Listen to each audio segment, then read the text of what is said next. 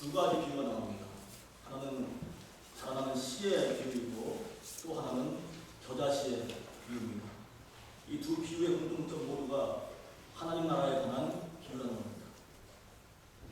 예수님께서 씨앗이나 열매와 같이 어떤 농사와 관련된 비유를 많이 하시는 거 보면 예수님 주위에 몰려든 사람들, 그 군중들의 많은 사람들이 농민이었음을 또 알 수가 있습니다.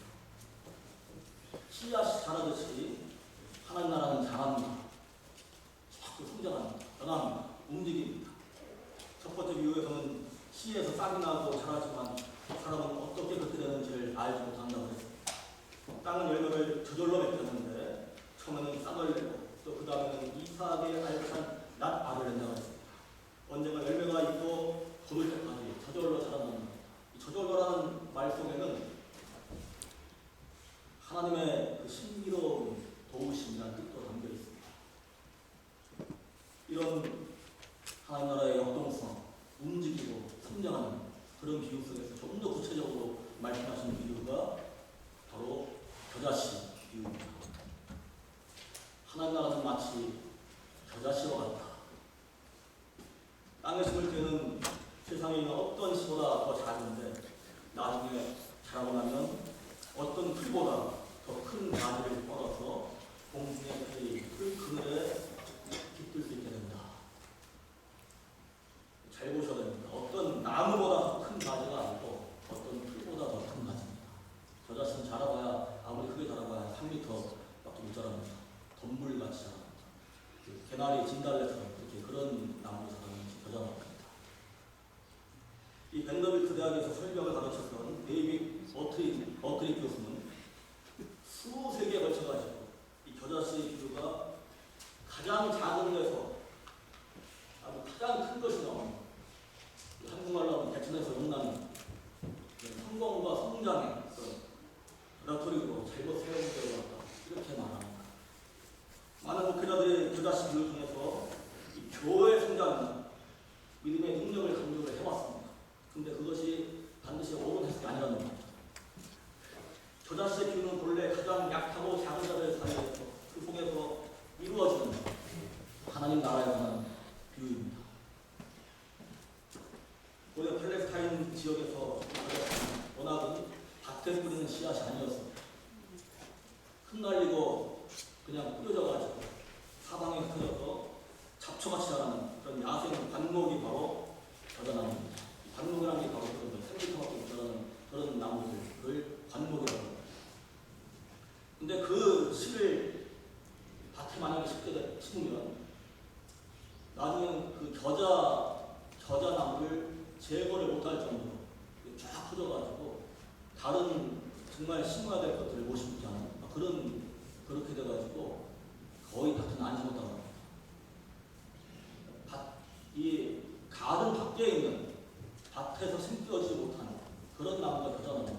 그런 씨앗 겨자씨입니다. 그런데 오늘 비유 보면 그런 겨자씨를 밭에다 심습니다. 밖에 있는 겨자씨를 밭으로 옮겨줍니다.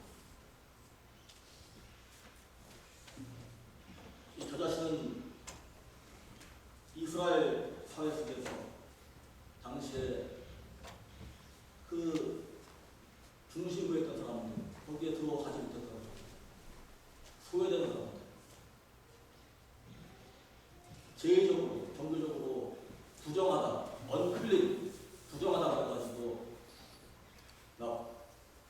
가까이 하지 않고 손가락질 당하고 무시당하고 그랬던 사람들, 가장 가난한 사람들, 그런 사회 질서 가운데 억압받던 약자들, 그런 사람들을 말했습니다.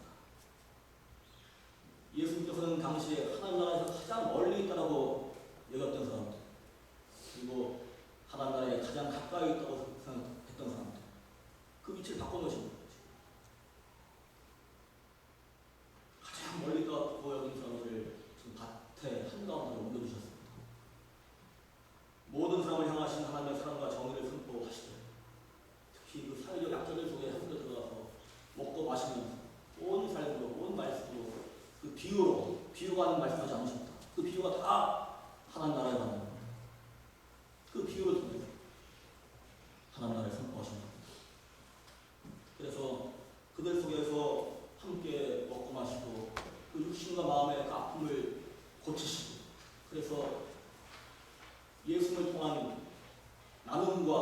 치유의 공동체가 어떤 건 하는 것을 몸소 보여주셨습니다.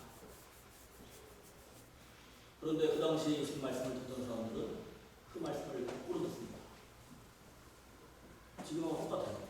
예수님이 말씀하시면 그대로 듣지 않고 예수님 생각을 따라서 같이 생각해보고 그 말씀의 뜻이 무엇인가 알아보고 그러지 않고 나의 퍼셉션과 내 느낌으로 내 생각으로 내 경험으로 그 안에서 자꾸 이제 번역을 하고 오역을 하고 그 당시 그 말씀을 듣던 사람들은 이걸 거꾸로 해석을 하죠. 시작은 겨자씨였지만 하나님 나라는 결국 백향목같이 아주 아름드리 나무로 크게 자랄 것이다. 그렇게 많이들 이해했습니다. 그런 기대 속에서 예수님은 있는 그대로 말씀하십니다. 겨자씨가 자라면 겨자나무가 될 것이다. 그 덤불처럼 바깥에서 막 크는 그런 겨자나무가 될 것이다. 콩 심은데 콩이 나고 팥 심은데 팥이 나고 자꾸 사람들은 콩 심은 데서 다른 아름드리 나오는 그렇게 기대를 합니다. 그래서 하나님 나라는 다윗과 솔로몬의 부귀와 영광이 다시 회복이 되고 그런 나라 가운데 살아가는 것을 하나님 나라로 기대했습니다. 메시아의 때도 그렇게 기대했습니다. 그러나 그런 것이 아니에요. 그런 나라가 아니에요. 공중의 새들이 야생의 새들이 잠시 쉬었다 갈 수 있는 어느 누구라 저희도 가든 막 이렇게 키우다 보면 동물들 들어오면 다 이렇게 쫓아내지 않습니까? 근데 누구라도 다 와서 쉴 수 있는 몸은 작지만 큰 사람으로 품어낼 수 있는 그 겨자나무에 하나님은 임할 것이다. 그렇게 말씀하십니다. 이 저희가 비유하고 예수님 말씀하고 예수님의 삶을 자꾸 동떨어 들여가지고 떨어뜨려 놓고 생각할 때 많습니다. 같이 보셔야 되는 거예요. 예수님께서 예루살렘을 중하실 때 사람들은 바로 그러한 대로 과거의 다윗 왕조, 솔로몬 왕조의 그 영광을 복되길 바랍니다. 로마의 압제가 끝나길 바랍니다. 이제 백향목같이 아름드리 같은 그런 큰 나무로 그 유대가 이스라엘에 회복될 것을 기대합니다. 호산나를 외칩니다. 근데 예수님은 작은 나비를 단 약자의 모습을 보셔서 온갖 고문과 조롱을 당하고 결국 십자가 달려 돌아가셨습니다. 예수님의 죽음 이후에 다 흩어지고 별로 기억하는 사람도 없었을 때 가장 가까이 있던 제자들마저 다 도망갔다. 그런 초라한 모습으로 이름 없이 그냥 이렇게 돌아가신 겁니다. 그런데 그 초라한 삶과 죽음 속 가지가 뻗어서 온 세상을 품어낸 사랑의 겨자나무가 됐습니다. 예수님의 사랑을 통해서 그분의 십자가를 통해서 하나님 나라가